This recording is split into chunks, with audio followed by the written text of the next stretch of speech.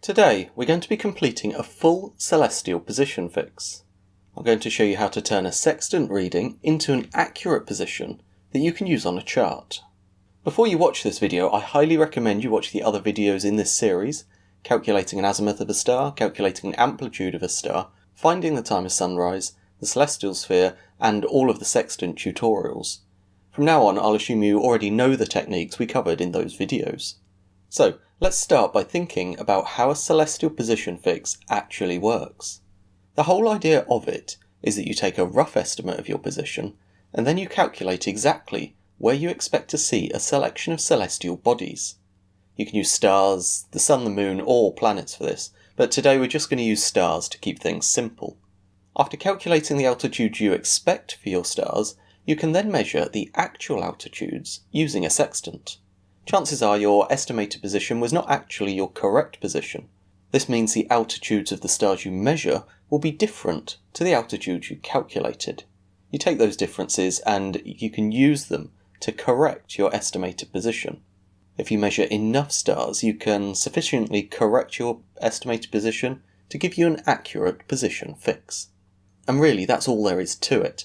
Today I'm going to show you one technique, how to do it by manually calculating the altitude of different stars around a single estimated position. Another good way is to kind of fiddle a different estimated position for each star, so that the numbers become round, and this lets you read altitudes and azimuths directly out of rapid sight reduction tables. Anyway, on to today's technique. To start, we need our initial data. The date's going to be 15th of November 2018, and we want to get a set of morning sights. So we'll be looking at sunrise and civil twilight.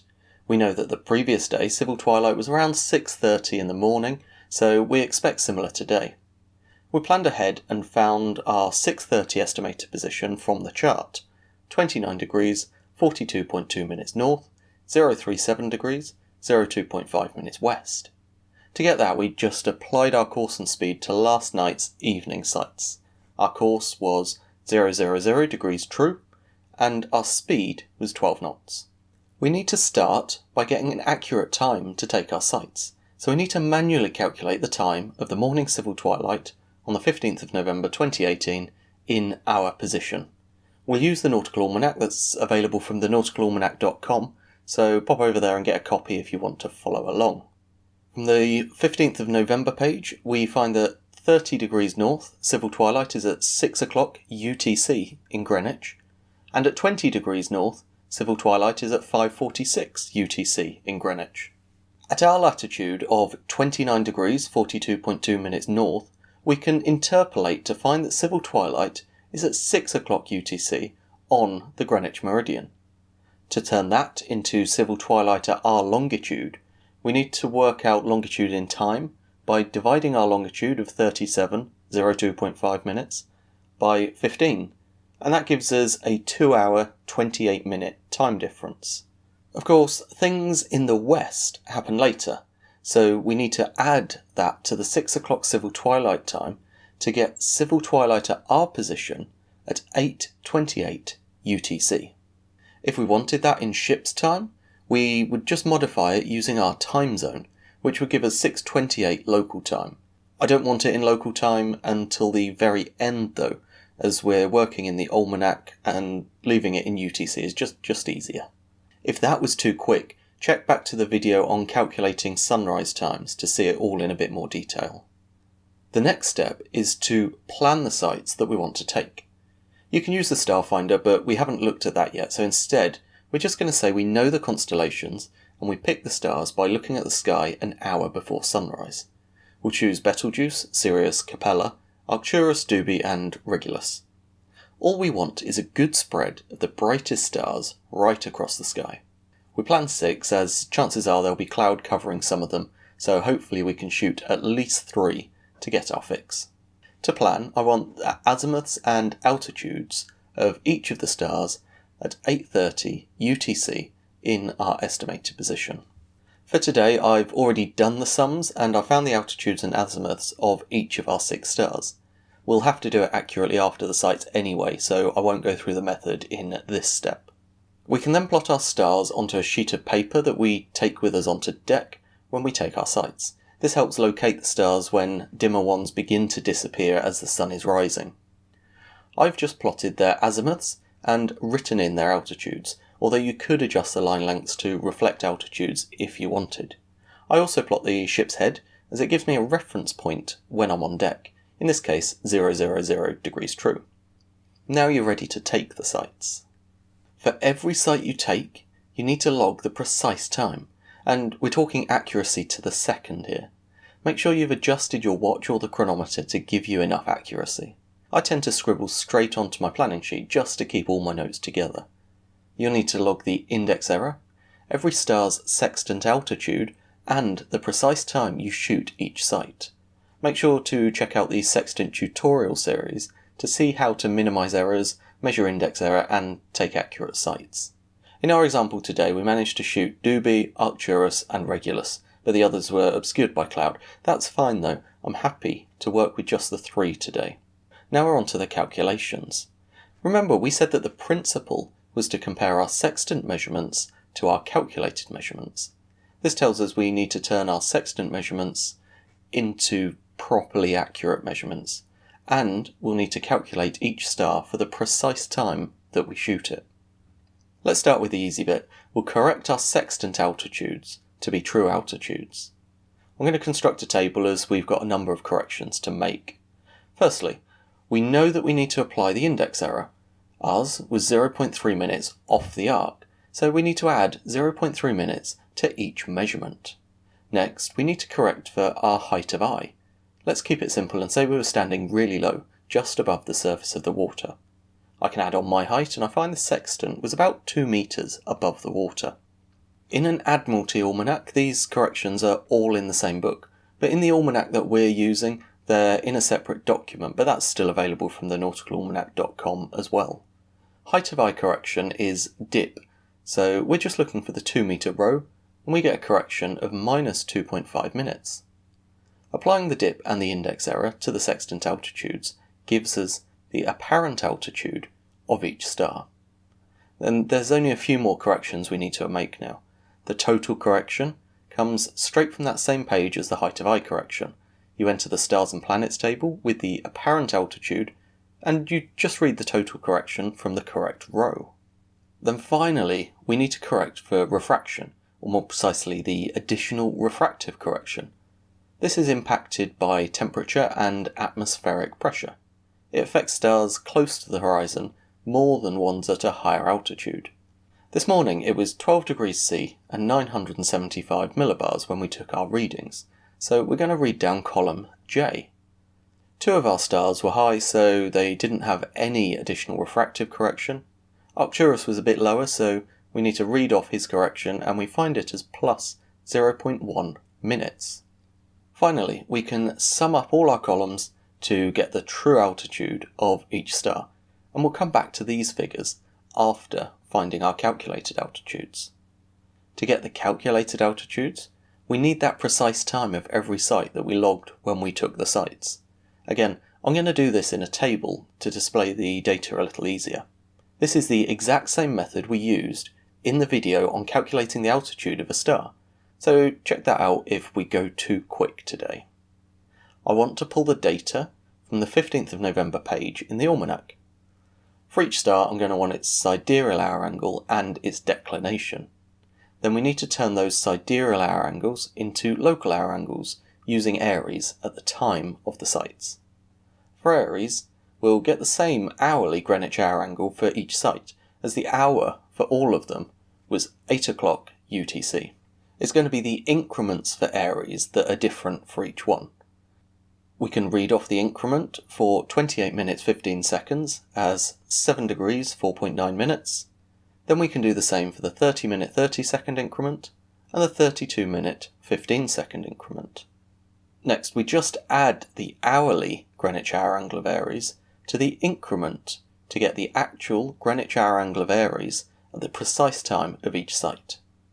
To turn that into a local hour angle, we need to apply our longitude, subtracting it because we're in the west. Finally, to get the local hour angle of the stars, we apply the sidereal hour angle of each star to the local hour angle of Aries at the precise time each star was shot. It's starting to look a bit complex now, but it's quite simple provided you just follow through the steps logically. I'm going to remove the construction rows from my table now to only keep the rows that I'm interested in. Remember from the other video, to turn these into altitudes, we just need to plug the numbers through the formula. I want to keep it accurate enough to work with, so the angles are going to be to the nearest 0.1 minutes, and this should tie in with the accuracy possible with the sextant, and will correspond to 0.1 miles in the final result.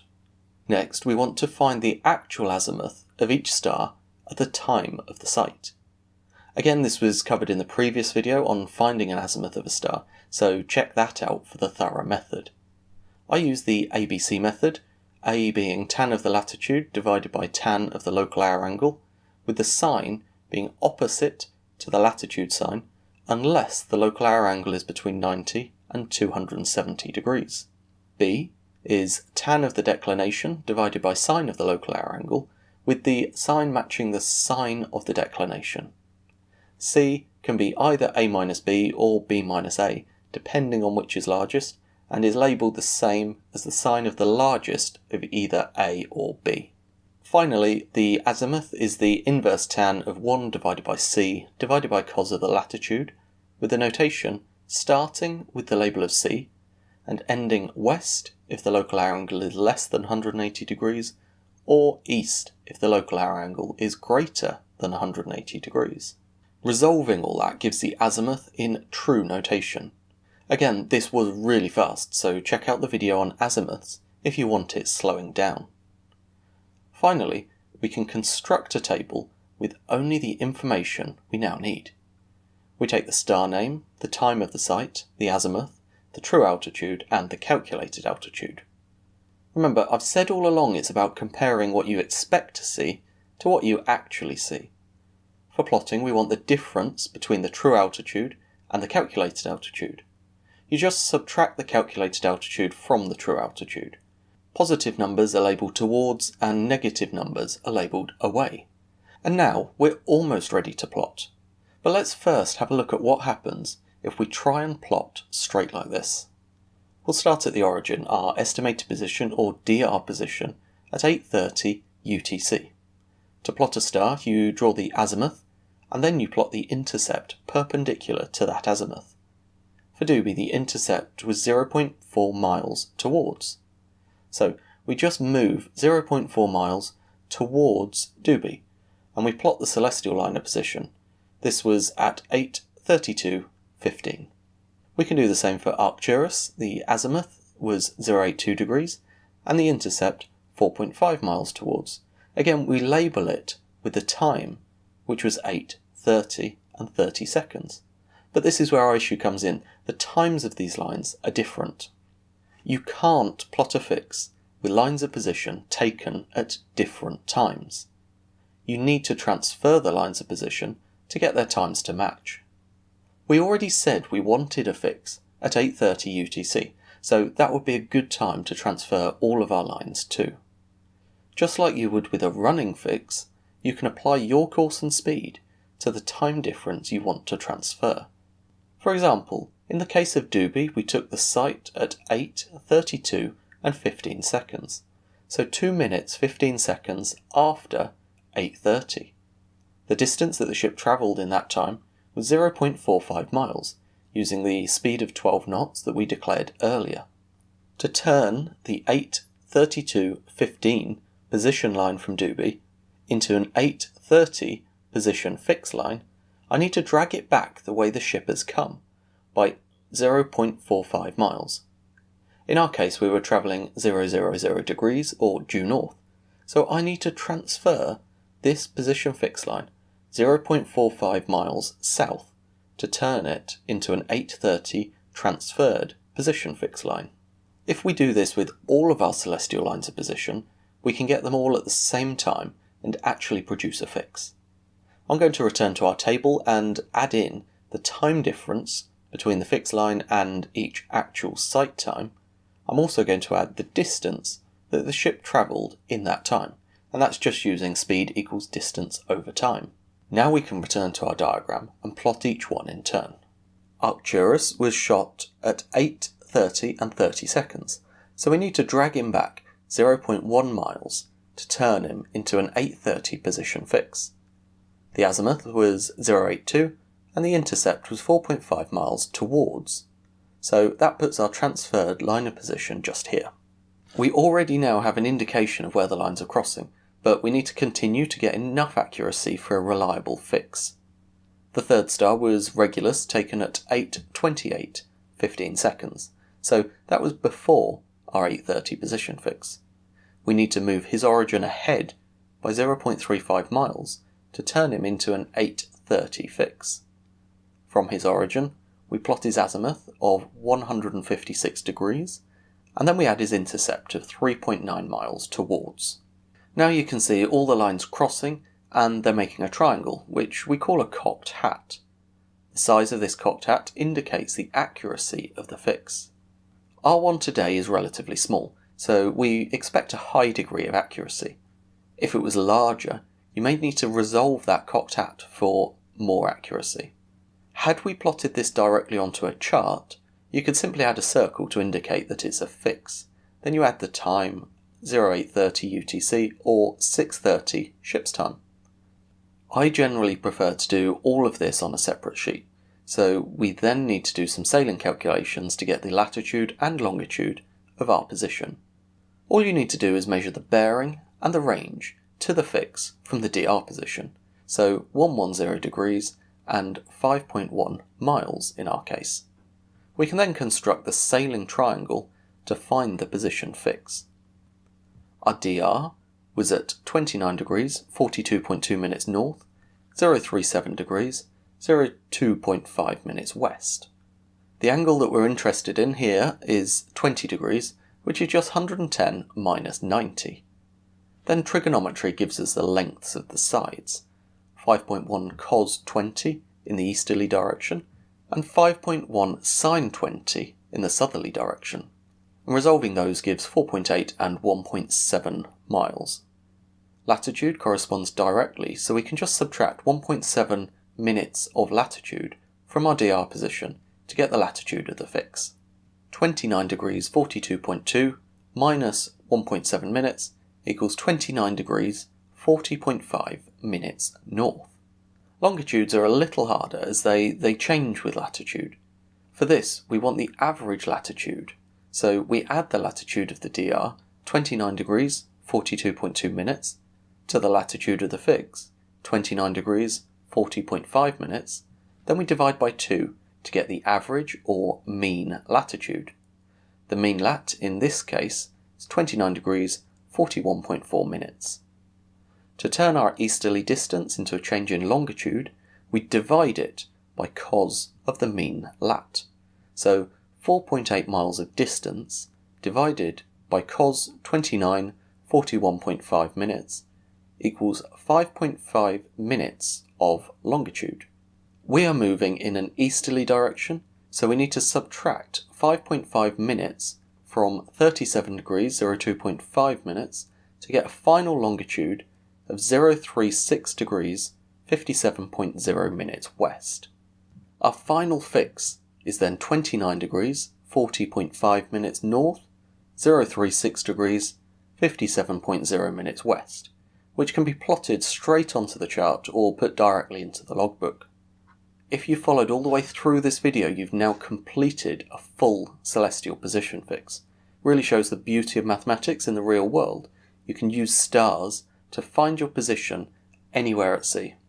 Do let me know in the comment section below if you've found this video useful, if there are any parts that could do with expansion in another video, or if you would just like to see further position fixes in different situations or using different methods.